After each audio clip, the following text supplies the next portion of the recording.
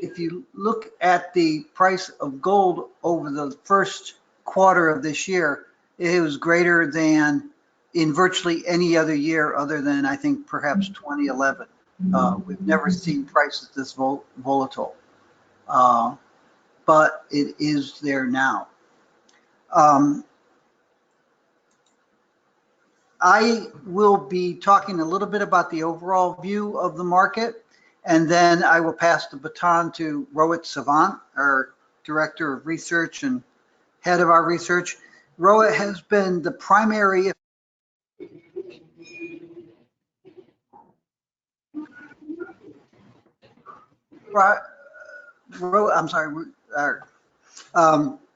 Rohit has been the primary, if not the sole author of many of our yearbooks and precious metals research reports in recent years, and he has done a remarkable job. I think that one of the things that CPM Group is known for is the quality, depth, and breadth of our understanding of the gold and silver and platinum markets, as well as the quality of our reports. And Rohit continues to astound me by getting better and better. As with every year, we need to thank our sponsors and partners. We seek sponsors across every sector of the gold market, so that this is not a gold mining sponsored report, nor is it a gold demand sponsored report. We have Gold Fields Limited, one of the larger and best run gold mining companies in the world, the Institute of Scrap Recycling Industries, Kitco Metals and Sabin Metals, two large refineries. Kitco Metals also has Kitco Media, obviously. Monex Precious Metals, which is one of the largest retail sellers of precious metals in the United States. And Noah Capital Markets, which is an institutional investor brokerage in South Africa and has been our client and sponsor since its inception in 2004. We also have three Chinese partners: the China Gold Association, the China National Gold Group Corporation, and Jingyi Gold. China Gold Association obviously is the government association that sits atop the Chinese gold market, which is the largest in the world. China National Gold Group is the state-owned corporation, which is the largest gold mining company in China. And Jingyi Gold is one of the largest producers of fabricated products and retailers of precious metals and gold jewelry, as well as investment products in China.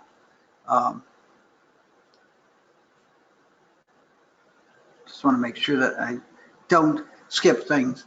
As I said, looking at the price, and I'll talk a little bit about what's going on now, the price volatility that we have seen in the gold market in the first quarter of this year, and in fact just in March, is greater than in any year prior to, with the exception of 2011. We saw the price start the year around $1,500 an ounce. That in itself was up strongly. It went as high as $1,699 earlier this month as the coronavirus epidemic turned into a pandemic and governments started reacting to it. It plunged over the last couple of weeks, and I'll come back to that in a second. And then today it's up. At one point it was up $131. It was up $101 when we started this broadcast. It has touched virtually, it is dollar shy, $16.98. It has virtually touched the high that it reached a couple weeks ago. So the gold price is very sharp. Now, I want to come back to what's going on in March in a second, but let's take a step back, because this is the Gold Yearbook launch. And what we're doing here is we're presenting our review of 2019 and our outlook for 2020. So let's talk a little bit about what happened in 2019. You can see from this chart that the gold price basically was moving sideways really from 2014 through the first half of 2019. The gold price broke out of this channel that it was largely in, and the channel was between 1080, it spiked down to at the end of 2015. But you know, $1,080, $1,100 on the low side, and about 1380 on the high side. And that had been maintained for 5 years. In late June, the gold price started rising. And a lot of people talk about how the gold price rose in the second half of the year. And you can see here, the gold price rose the final 2 weeks of June, July, and August. It peaked, I believe, September 5th, and it came down, and it didn't start rising until the end of December again. So while the gold price did rise in the second half of the year, that rise was really focused in July and August. And that's important because if you look at what was going on then, that increase in gold prices was fueled primarily by a major increase in long positions by institutional and individual investors in the COMEX futures and options, other futures exchanges around the world, forwards, and ETFs. And during this period of time, we saw a continuation of a very problematic trend that emerged in 2017 and 2018. That trend was a sharp reduction in the demand for gold and silver physical investment products by investors around the world.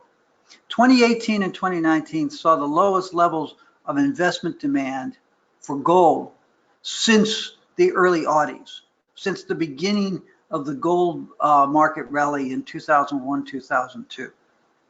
So the increase in gold prices last year, limited to July and August primarily, and focused primarily in futures, options, forwards, and ETFs.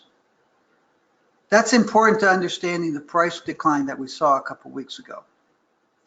Now, fast forward just focusing on 2019 a little bit more, this was occurring in a context of ever record higher stock prices. But more importantly, it was a reversal in the Fed policy in the middle of last year, where the Fed had been tightening for several years and slowly raising interest rates. And suddenly they reversed that policy and said they would be much more accommodative. And central banks around the world said they would be much more accommodative. And you may recall that at that time, there were any number of people who said, we're going into a recession imminently. They had said that in 2018 and they were wrong. They said it in 2019 and they were wrong. They stopped saying it in 2020 and they're wrong because now we are in a recession. But in 2019, there were recessionary fears. There were signs of weakening economic activity. Fed and other monetary authorities around the world loosened up their monetary policy, and that helped contribute to those computers telling those investors to buy their futures and options and forwards and ETFs. You also had an escalation of trade wars between the United States and China, the United States and other countries at that time, which was contributing to those recessionary fears. And the other big factor was a very strong increase in demand for gold as a reserve currency from central banks and monetary authorities.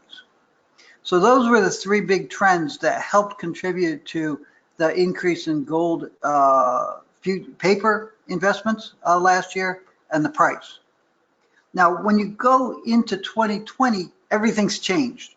We started in the first week with the United States killing the Iranian general Qasem Soleimani in Iraq. And the subsequent political problems that stimulated. That was followed by anxiety over, the largely ineffectual U.S.-Chinese trade agreement that was announced, I think, in the second week of January. Meanwhile, in the UK, they finally left the EU, creating a gulf of uncertainty as to what would be the future of the United Kingdom, Scotland, Northern Ireland, and in fact, the rest of the EU. And then you had the global emergence of the coronavirus, and then the government's reactions to it. Now, last week, as I was quarantined in South Africa, we watched the gold price plunge. And the question was, how is it, we can understand that the gold price has spiked up to $16.99, given all of the problems going on in the world. How is it that the price has spiked down so sharply? And the answer to that is that much of the increase that we had seen in the gold price was based on futures and forwards and ETFs and options, many of which were bought on a leveraged basis. And as the financial crisis started to unfold last week, due to the government's reaction around the world to the coronavirus, and given the oil price war that started and the sharp drop in stocks and the problems in the bond market, there was this massive margin that needed to be met, not just in stocks and bonds, but also in currencies and commodities. And the liquidation that we saw last week, or actually 2 weeks ago, really reflected liquidation of those papers, assets. If you go back and you look at COMEX gold open interest, it was 69.8 million ounces of gold at the end of February. It was 55.3 million ounces on March 20th, last Friday. It was 56.3 million ounces yesterday. But the biggest drop that you saw on a daily basis was 59.6 to 58.2 million ounces on March 13th. That was the day that the gold price dropped. So this big plunge that we saw in the gold price over 2 days, I think it was the 13th and the 15th or 16th of March, those were reflecting liquidation in the futures and forwards and options and ETF markets of leveraged positions. Now, this week, we've seen the gold price rise yesterday and then again today. And this time it's different. This time it's physical. We had seen, as I said, in 2018 and 2019, extremely low physical demand for physical metal, gold and silver, from investors around the world. There was pockets of strength in Germany and South Africa, but in India, China, North America, you saw very low demand for physical metal during that period of time. In the last week or two, it's picked up sharply. And our contacts with wholesalers, refiners, mints, manufacturers of blanks, wholesalers and retailers around the world, from Hong Kong and Australia to the United States and Canada to South Africa and Europe, have said that there has been a tremendous move into physical metals over the last 2 weeks as the economic crisis related to the coronavirus has unfolded. So you're starting to see very strong demand for physical gold. And that has been what we've been saying was really needed to drive the gold price to record levels, which we have been predicting for 2023, 2025.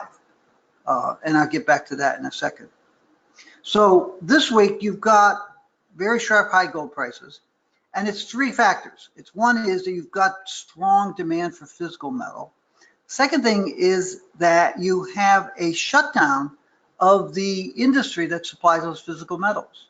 Valcambi, Argo Heraeus, PAMP, 3 refineries in Switzerland that account for about a third to more, 33 to 40% of world gold refined output, are shutting down or have shut down because of the coronavirus. They're all in Ticino, which is right across the border from Lombardy, Italy, which is the hardest part hit in terms of the coronavirus in Italy.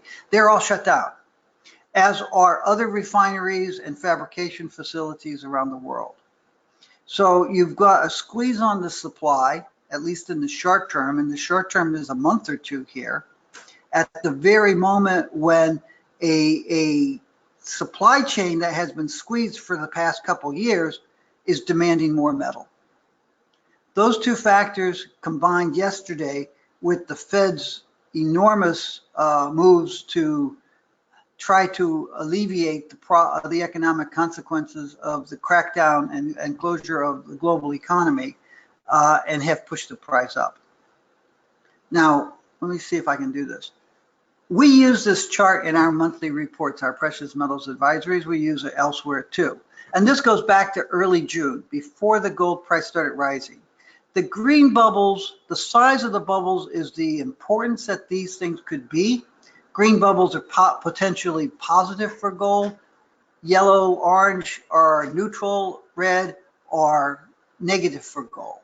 And what we've seen over the last couple of years is these bubbles have been getting larger. There have been more bubbles that have come up. They've moved more to the right on this chart, which means that their impact or their likely impact on gold prices over the next 6 months has increased, but they hadn't moved up as of June last year in terms of the probability of becoming problematic over the next 6 months. This is the chart that we're using now. So all of those problems that were on the horizon for the last 2 years have gotten larger. They've been joined by problems that we didn't have a year ago, 6 months ago, and they've become much more probable that they're going to be or are already having a very high positive impact on the price of gold. It's a matter of thinking about the amount of fear in the world. A year ago, there was fear, it was growing, but these things were seen as being on a distant horizon. As I said, CPM Group's projection was that the gold price would rise sharply in 2022, 2023, 2024. Now, the world is saying, no, it's probably coming sooner and faster. And we do have a tremendous amount of uncertainty. These are our projections prior to the coronavirus. These were the projections that we were using in December and January. We had projected a slowing down in real growth on a global basis, 2020, 2021, and a deeper recession 4 years out. Now we expect a global recession in the first half of this year, followed by perhaps a strong rebound, catch up, possibly as early as the second half of 2020. The IMF came along yesterday and said, you know, let's be honest, we're in a recession, and the recession, according to the IMF, this year could be as deep as the one in 2007, 2009. We haven't shown that on this chart because we're wrestling with how big it's going to be, how deep it's going to be, how long it's going to be, and how broadly scheduled it's going to be. But it's probably going to be much more broadly around the world than the one that we saw in 2007, 2009. We will see a recession. It may be limited to the first half of this year. The question is, how bad is the second quarter going to be? And estimates are anywhere from -5 to 8% to -25%. It's going to be bad. It's going to be bad in the United States, Europe, and the rest of the world. Question is, will all of the monetary largesse and fiscal stimuli that are coming out of governments, will that cause a rebound or contribute to a rebound as early as the second half of this year? And if you look, a lot of the events that are being canceled and rescheduled are being rescheduled for October and November.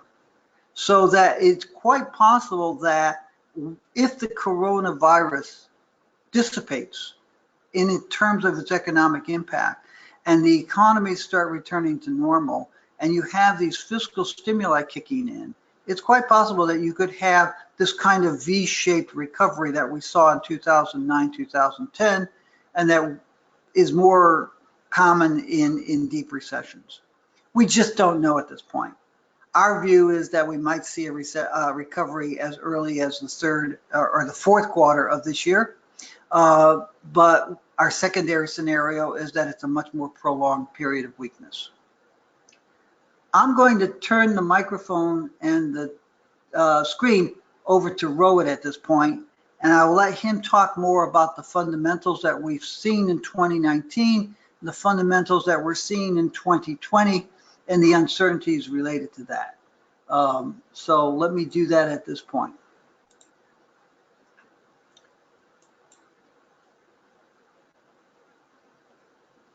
Okay.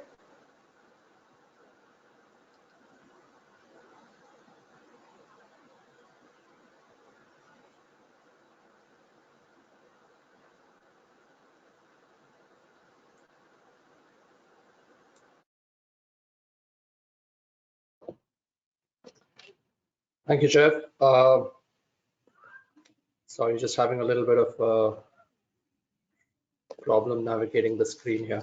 So I'm going to start here by talking about gold investment demand. In 2019, we saw about 16.6 million ounces of gold investment demand on a net basis, which was an increase of about 19% from 2018 levels. So while the amount of gold bought by investors was not particularly large, the percentage gains were pretty substantial. And this was reflected in the price of gold, especially in the second half of the year. There were several factors that supported investment demand, but the two most important were the reversal of Fed policy, which went from one of tightening up until late 2018 to one of loosening during 2019. And another factor that was supportive of gold investment demand during 2019 was an escalation of trade wars between the US and many of its trading partners, especially China. So that brought up a lot of anxiety, a pullback in business spending, and all of those factors sort of contributed to a somewhat slow economic growth and an increase in investment demand for gold. One point to consider about 2019's investment demand was that much of it, and Jeff did speak a little bit about this while he was presenting. One thing to mention here is that a lot of it was driven by demand for futures, options, and ETFs, with fairly weak demand for coins and bars. Now, I'm speaking here about 2019 specifically. And this weakness in demand for coins and bars is one of the reasons why the volume of net purchases of gold during 2019 were relatively small. So even as I mentioned before, the percentage gain was large, but the volume of gold being purchased on a net basis at 16.6 million ounces was fairly small compared to where we've been historically in recent years. What is important here, though, is that despite this weak demand from coin and bar investors, the price of gold did rise during 2019. So when these investors accompany those investors in futures, options, and ETFs, we should expect significantly stronger prices. And we are seeing that to some extent in recent weeks, where you are beginning to see increased demand from these coin investors. So in 2020, we expect net gold investment demand to stand at about 17.2 million ounces. We are currently in an extremely uncertain period economically. There's a complete lack of clarity about what the economic consequences of the coronavirus would be. And there are any number of scenarios that can play out. They range from a deep, short recession in the first half of 2020, followed by a recovery in the second half of 2020, to a scenario which entails much more prolonged economic distress.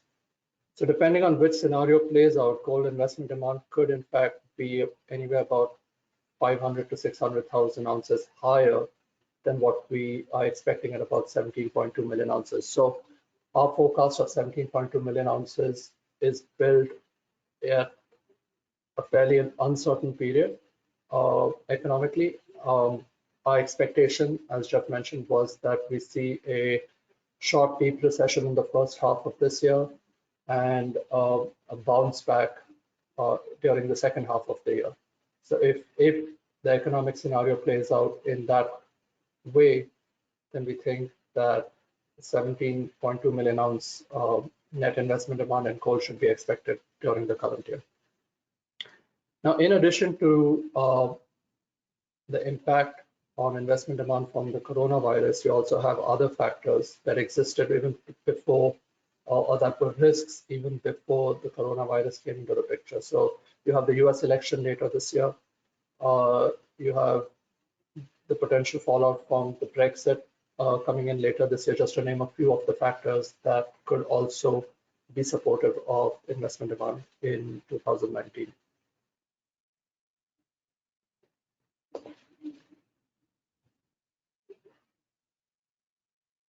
So these next couple of charts discuss some of the more transparent parts of gold investment demand. In 2019, you saw strong demand from ETF investors. They were net buyers of about 10 million ounces of gold, which is the highest amount of net purchases since 2016, when they bought about 16.5 million ounces of gold.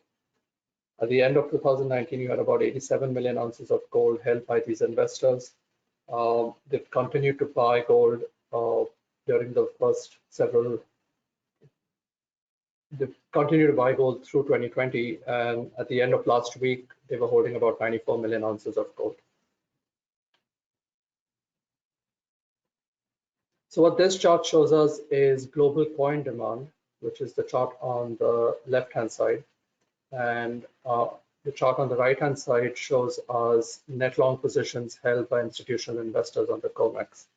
So I'll start here by talking about the gold coin demand, which fell for the third consecutive year in 2019. It dropped to about 4.8 million ounces. The weakness in demand was driven primarily by weaker demand from the US and Chinese markets. There were other pockets of strength seen, some in Europe, South Africa, Turkey, but the strength in those markets was not sufficient to offset the weakness that we were seeing in the US and Chinese markets. The weakness in demand that we've been seeing in coins for the past few years can be attributed to an extent to a loss of faith, so to say, to a certain degree among these investors, which can be partially attributed to the sharp decline that you saw in 2013. So a lot of these investors were large buyers of gold coins prior to 2013 or up to 2013, when there was an expectation of hyperinflation following the monetary easing that you saw post the Great Recession. The hyperinflation never came, gold prices came up sharply, and this sort of dented investor sentiment among these particular investors, which was further hurt again in 2016 when you had a failed rally where prices rose and then fell back in 2017, 2018. So the lack of gold prices being able to sustain the gains or being able to rise the way they were expected by these investors sort of led to that retraction in demand that we've been seeing over the past few years.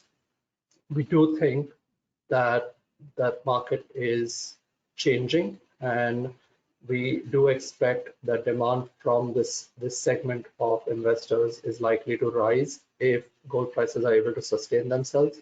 And we do think that gold prices will be able to sustain themselves at the higher levels that we've seen this year, just because of the amount of risks that have come to the forefront. The coronavirus, which was an unexpected risk to a certain extent, is likely to expose or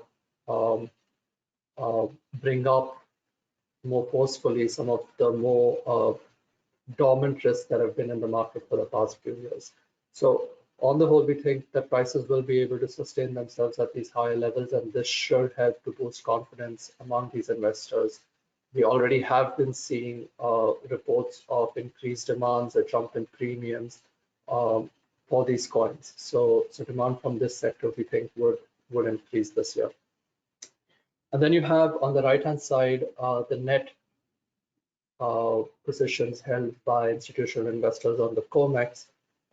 This reached a record high in February this year. And as Jeff already explained,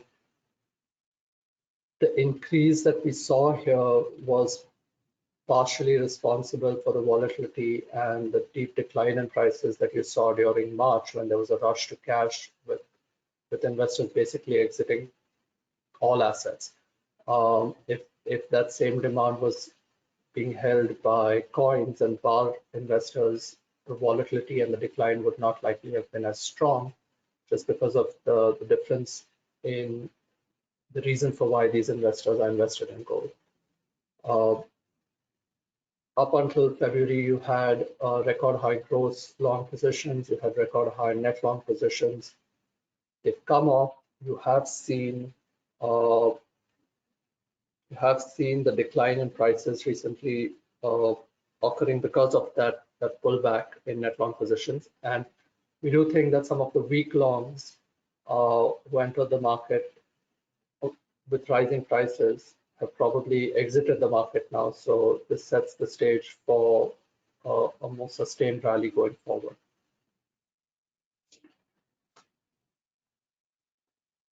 So this chart shows monthly average gold price returns in different interest rate environments.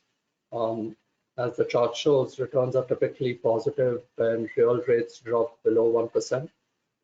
And right now they are around negative 0.8%.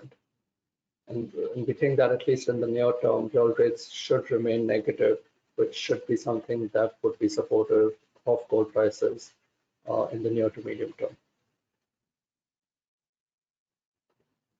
So with that, we move on to central bank demand.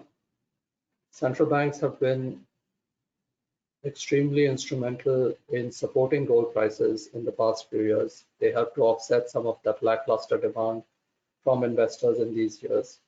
In 2019, we saw central banks being net buyers of about 17.5 million ounces, which was the highest level of net central bank demand since 2013, when they had bought 17.7 million ounces of gold.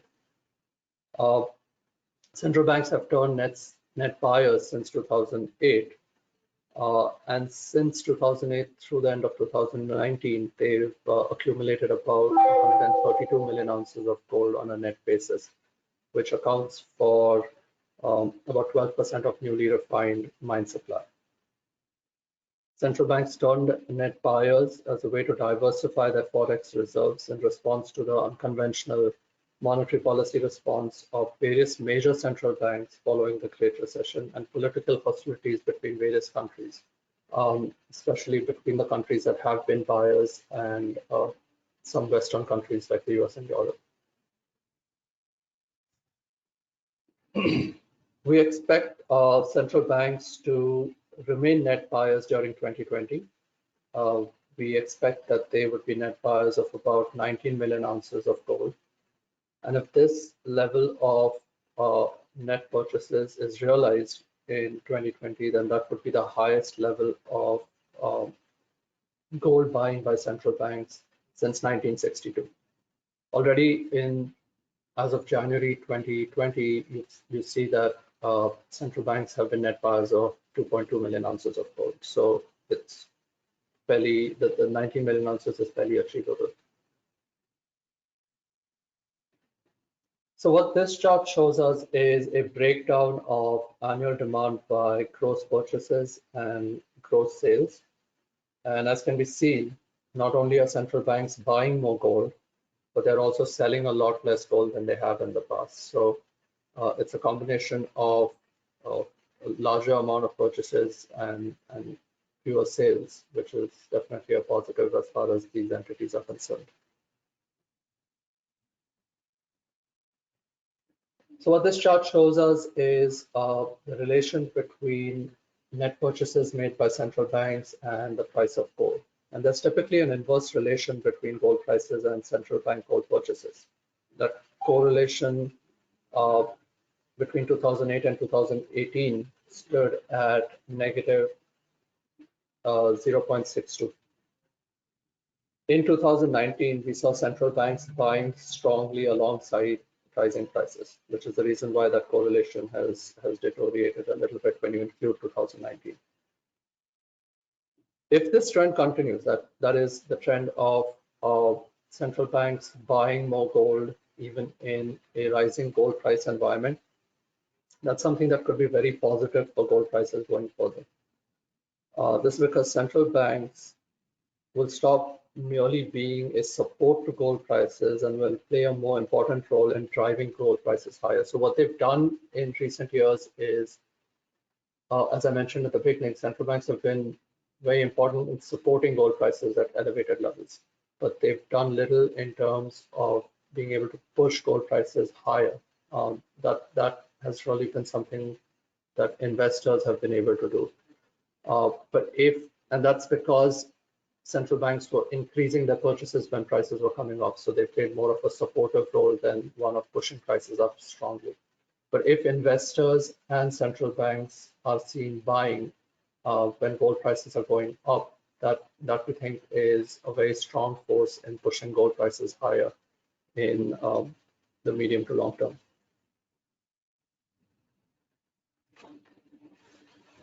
So what this chart is showing us is gold held by emerging market central banks, and it's been ranked from largest to smallest from left to right.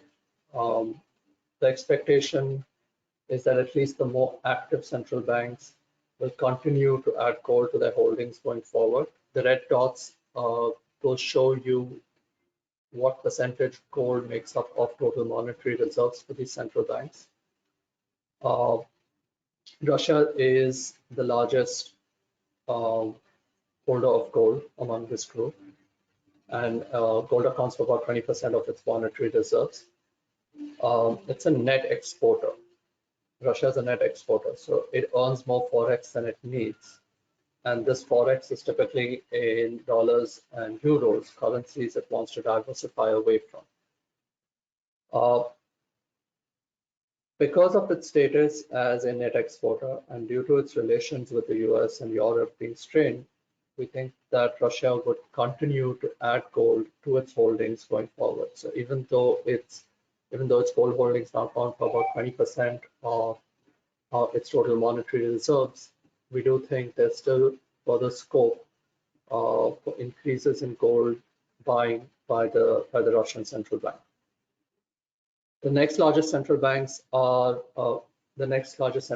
gold holdings are those of China and India, with 62 million ounces and 20 million ounces of gold, which account for about 3% and 7% of their monetary reserves. So again, with these two central banks, the percentage of gold is fairly small still. So there's still scope for increasing their holdings, and there's reason for them to increase their holdings as well. So in the case of China, you have them wanting to diversify their reserve assets away from the US dollar. And in the case of India, what they've been doing in the past few years is hedging the weakness in the Indian rupee against by using gold, which is dollar denominated.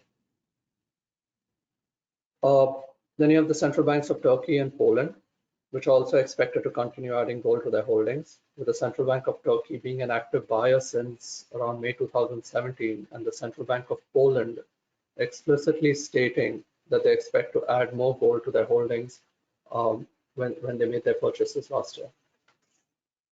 So the only central bank among this group that seems to be at risk of slowing its purchases is the Central Bank of Kazakhstan. Its gold reserves at about 12 million ounces account for 67% of its reserves.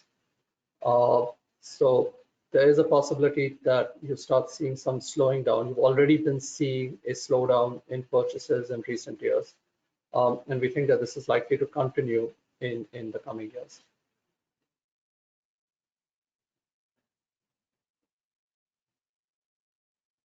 Just as a point to note, even though all of these central banks are focusing on diversifying away from forex reserves, and that being one of the main objectives of the central banks participating in this gold buying, forex still continues to account for a vast majority of central bank monetary assets. So if you look at the chart on the left-hand side or the bottom right-hand side, that gives you a sense of how much forex plays a role in monetary assets.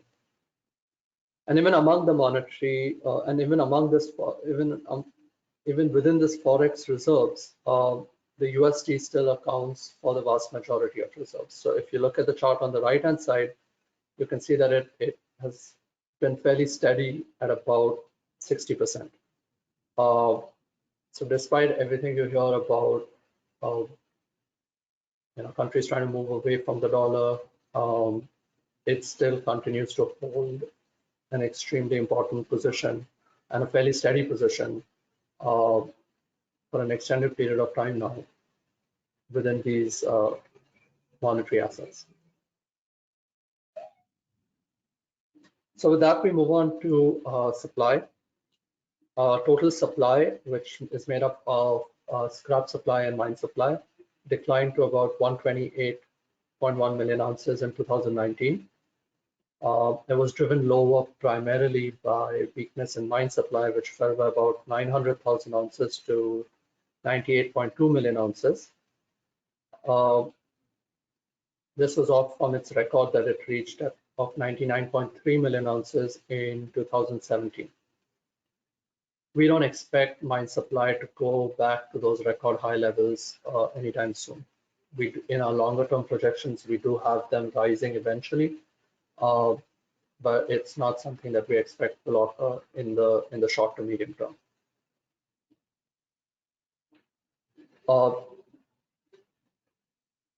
The weakness that we saw in mine supply during 2019 was offset to a degree by a 700,000 ounce gain in scrap supply. Now, scrap supply is typically more sensitive to the price of gold, and the uptick in prices that we saw during the second half of 2019 helped to boost the source of supply. Scrap supply is expected to continue rising during 2020 and rising to 31 million ounces from the 29.9 million ounces that were seen in 2019. However, we expect total supply to slip lower in 2019 to 126.6 million ounces, driven down primarily by mine supply, which we expect will fall to 95.6 million ounces. So one of the things that was seen during 2019 was just how vulnerable mine supply is to decline or disruptions at a handful of mines and mining regions. One of the primary reasons for this vulnerability was the decline in new capacity that has been brought on stream over the past several years. So between 2014 and 2018, the average new capacity that came on stream stood at about 1.5 million ounces. New capacity has increased in 2019 and it went above that average, especially relative to the past few years. We did see a jump up in 2019, which should provide some relief to the stressed conditions that you have on the gold mine supply side. But it certainly is not expected to be a game changer, especially with the new capacity over the next few years slipping lower again. So one of the primary reasons for this weakness in new capacity has been the sharp cutbacks that you saw on spending. Exploration spending on gold mining bottomed out in 2016 when it had fallen back to its lowest levels since 2006. It rose during 2017-18, but fell back again in 2019. This spending, we think, will rise in the future based on expectations of higher gold prices. But the benefit of that spending, even if it does rise in the next few years, the benefit of that spending we don't think is going to be seen in mine supply or actual mine supply increasing for at least another 7 to 8 years. So any increase that we see in spending now going forward is not likely to be seen for close to a decade from now.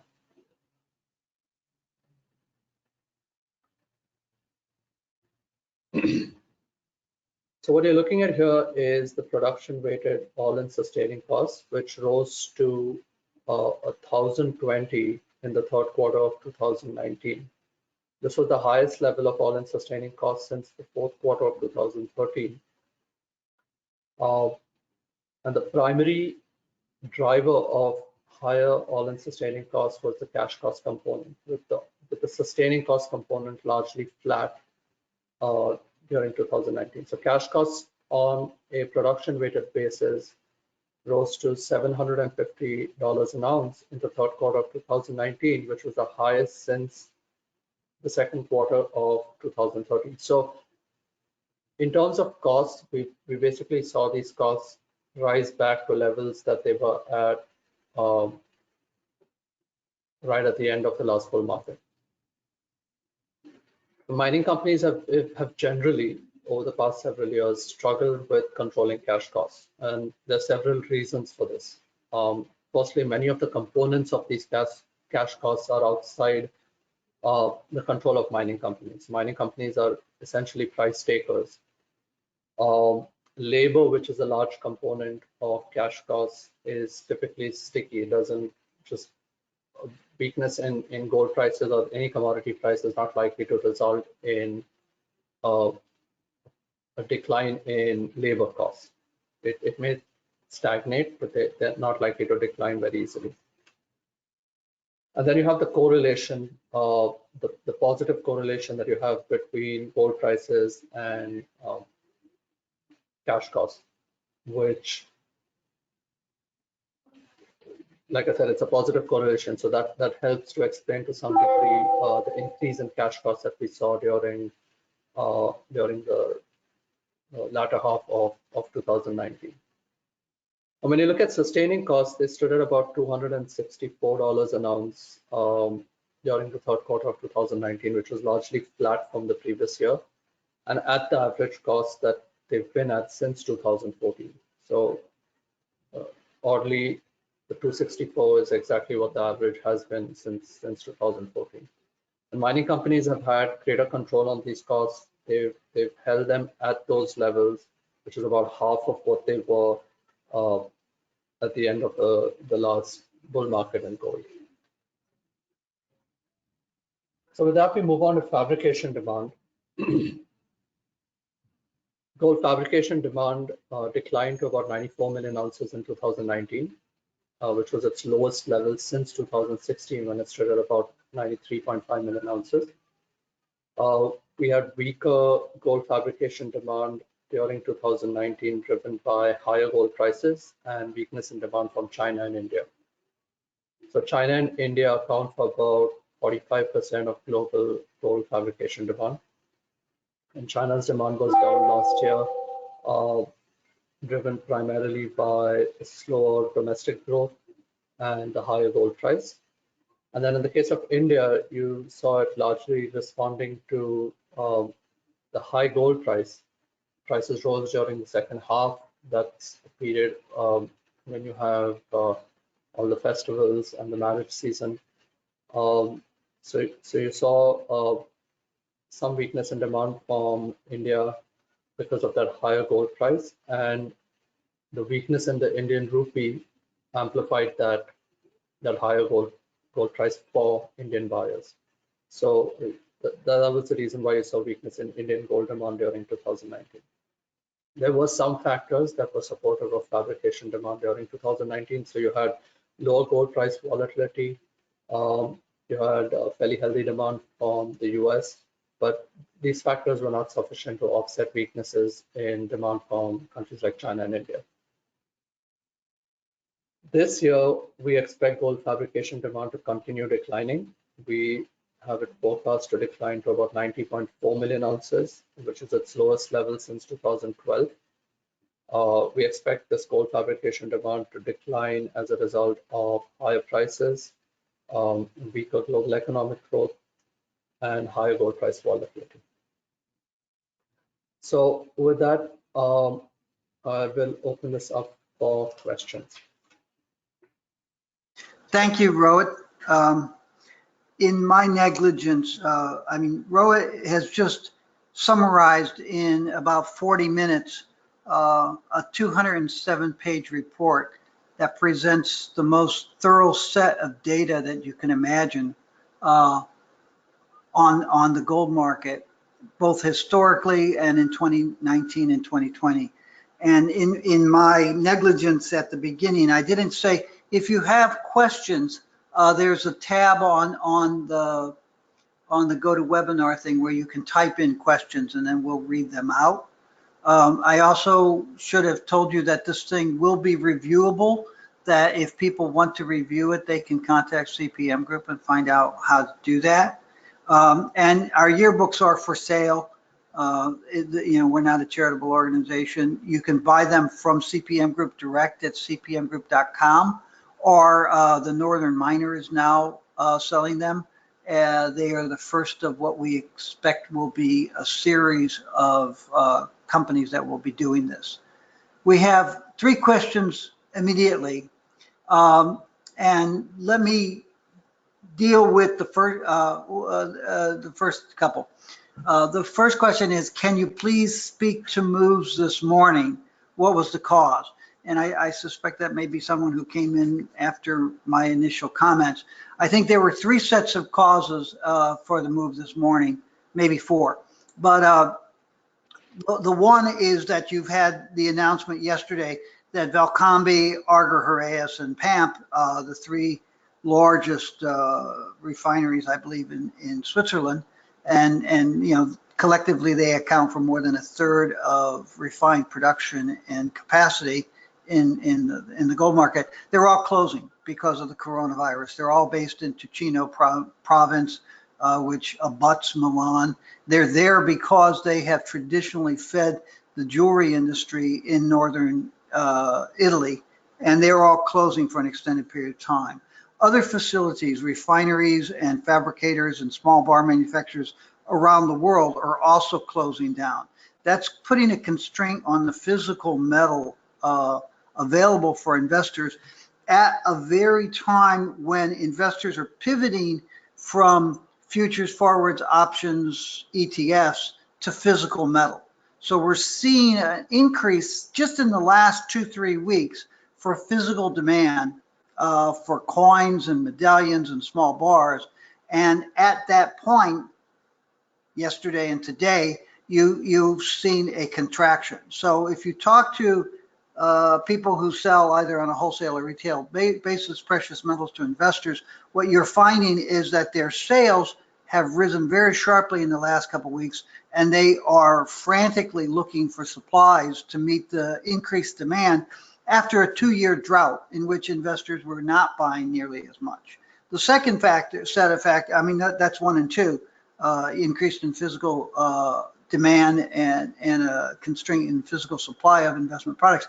Number 3, and you can't say that it's 3rd in terms of importance, are the Fed's moves yesterday to basically say, look, you know, we're losing $2.3 trillion worth of economic activity in the 2nd quarter of the United States, in the United States alone, and the Fed and the federal government's job is to accommodate that or compensate for that.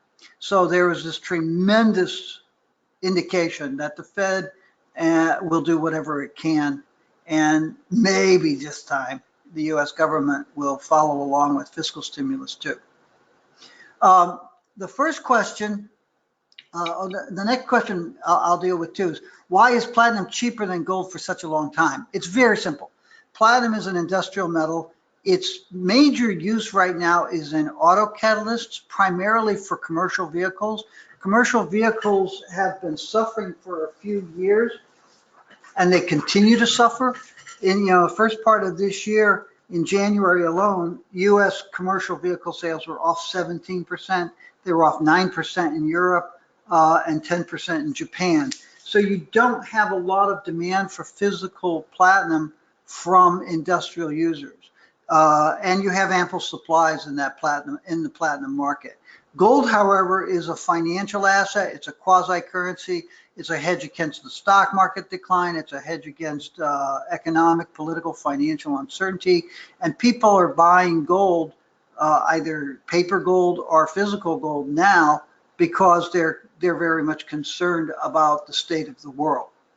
That ties in with the next question, which is, Jeff, we are in a black swan event, but not necessarily a short or singular event. What are your thoughts? That's a long answer. I will say this. In November of 2000, CPM Group issued a buy recommendation on gold.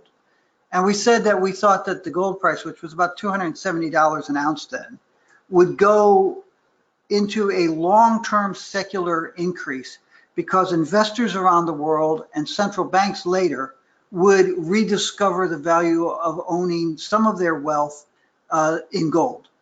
And we have seen that since that time. We said that we thought the gold price would surpass the previous record of $850 because we thought that for an extended period of time of years or decades, we would see more hostile economic, political, and financial environment than we saw when we saw the gold price spike to $850 in early 1980. And if you fast forward 20 years, that's exactly what we've seen. And we're continuing to see it. Now Rohit has done a tremendous job in the Gold Yearbook talking about this. And it cues off of a question that someone had for us at the PDAC. A reporter said, I guess there's no way that you can plan for unforeseeable events. And we said, no, you can. Unforeseeable events are predictable.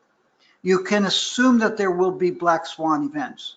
There's 100% certainty that there will be many recessions in the future. The question is, when will they occur? How deep will they be? How broad will they be? How long will they last? And what will they do to me personally? You can assume that there are going to be pandemics.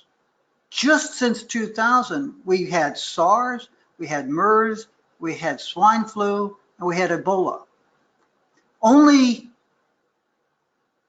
someone who has a challenged mental state would say, oh, Ebola was the last pandemic we'll ever see.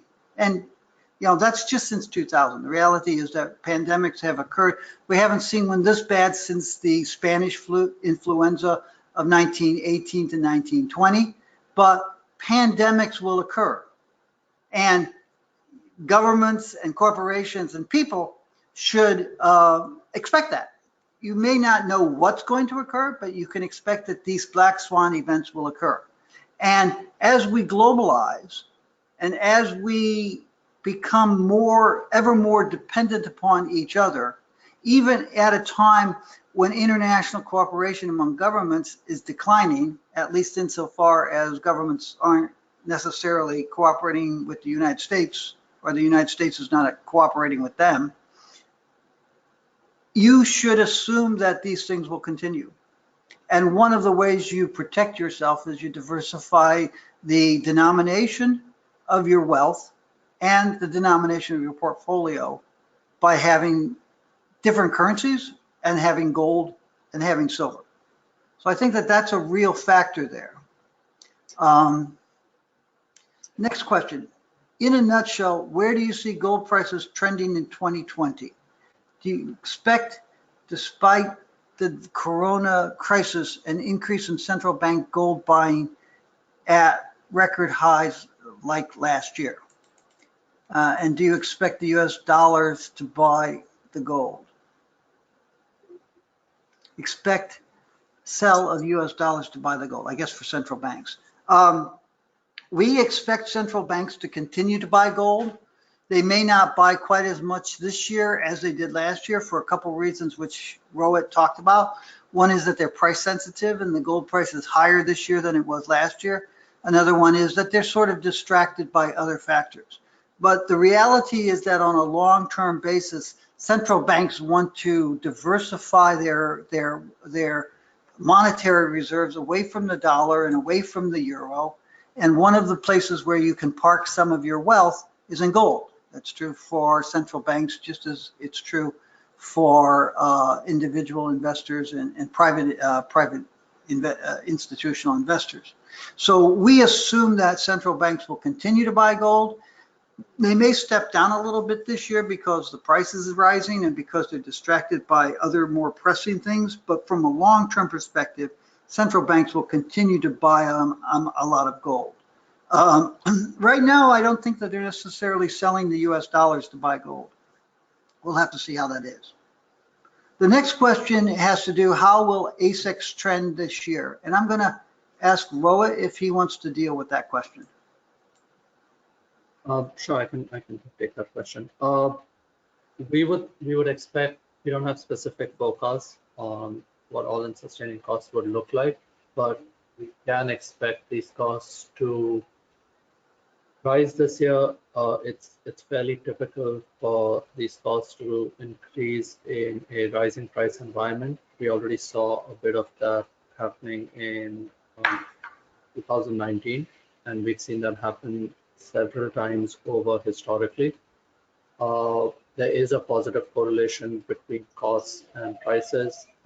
some of it has to do with the fact that mining companies tend to typically mine lower grade ore when gold prices tend to go up. This tends to push up cash costs. We do think that cash costs, for some of the reasons I mentioned, one, the fact that a lot of the components of cash costs are not controlled by mining companies. The positive correlation that you have between costs and prices and labor costs. So all of these components we think will push up cash cost component further during 2020. We also think that given a more sustained strong gold price environment, we would expect gold mining companies to push up their sustaining costs a bit as well. As one of the slides showed, there's been a pretty substantial pullback in this sort of spending over the past several years, primarily driven by the concern about how sustainable gold prices are. They do seem like they're sustainable. They are meaningfully higher than a lot of the costs that these companies have. So the mining companies might be more open to increasing these. So both sustaining costs as well as cash costs should be expected to push all-in sustaining costs higher over the course of 2020. Okay. I'll let you take the next question too. Do you expect India to increase official gold buying this year? So India has been a net buyer of gold over the past 3 years. They don't have a specific gold buying program as we've seen in the case of Russia or Turkey. They tend to be more sporadic in terms of their buying. It is possible that they continue to increase their holdings. They don't have a restriction per se in terms of how much gold makes up of their total monetary assets. It's still at about 7%, so they have room to grow from that point of view. They have been doing the buying primarily as a hedge against the weakness in the Indian rupee. So this has primarily been the driving factor. So if we do see further weakness in the Indian rupee versus the US dollar, you could see some more gold buying done by India this year. Okay. The next question, which is the last question we have in queue right now, is do you have a similar forecast in 2020 to 2000? And the answer is yes. We look at the gold market today, and as we have for several years, we've said this thing is gearing itself up for sharply higher prices and record higher prices. Our expectation is that the price of gold will move toward to record levels at some point over the next 3 or 4 years. It may come sooner now, given what we're looking at. But quite frankly, we wouldn't be surprised to see, strong gold prices this year, maybe somewhat better economic conditions in 2021, 2022, but ultimately an even worse situation going forward, more similar and maybe worse than what we saw in 2007 to 2011. And in that environment, we expect gold prices to move to record levels. It's very interesting because the gold price today, and really over the last month, actually over the last quarter, the gold price has been trading at that range that we saw in record levels in the second half of 2011 and the first half of 2012. So gold prices, we talk about the stealth bull market. You talk to any number of people in the gold market and they say, when is the gold price going to rise? You say, I'm sorry, but it's already back at the levels that we saw when it was at a record in 2011, 2012. And that's an interesting thing because that's the platform from which you're taking off. So we do think that things are going to be worse. A week or two ago, I got an email from some group that sells precious metals to investors based on fear. And the email was a marketing document. It says, this is peak fear. And I wrote back to the guy, because I know him, I said, this is not peak fear. First off, peak fear is marketing nonsense. It's like the commodity super cycle or the new economic paradigm or peak oil. It doesn't really exist. But if you really want to talk about what you might call peak fear, go to a war zone or go to a country that's in revolution or go to a place where large numbers of people are picking through garbage piles every day looking for their food. This isn't peak fear. I think peak fear doesn't exist, but things could be a lot more worse in 4 years than they are right now. And I guess that's kind of scary, but that's what we're looking for. So yes, today in 2020, we're sort of saying the same thing that we said in 2000. The gold market is setting itself up for a cyclical increase and a secular upward move. Investors and central banks, stockholders of gold, have rediscovered the value of having some of their wealth in gold on a long-term basis. And that's going to continue to provide a strong support for higher gold prices. In addition to that, you're now in a cyclical phase, both economically and in terms of the financial markets, that suggests higher prices. So we do expect that the prices will go higher. Now, there is another question that has come in, which is, do you see any new technologies now that will significantly improve how gold mining and exploration is done?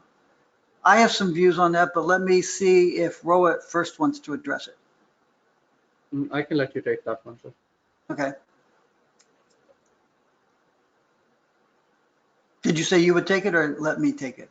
No, I can let you take it. Okay, thanks. Yeah. There are a lot of new technologies that have been under development for the last 10 years that are coming in that will increase how gold mining operates and probably increase the efficiency. There are also some new technologies coming in that should increase the recovery of gold from old tailings dumps.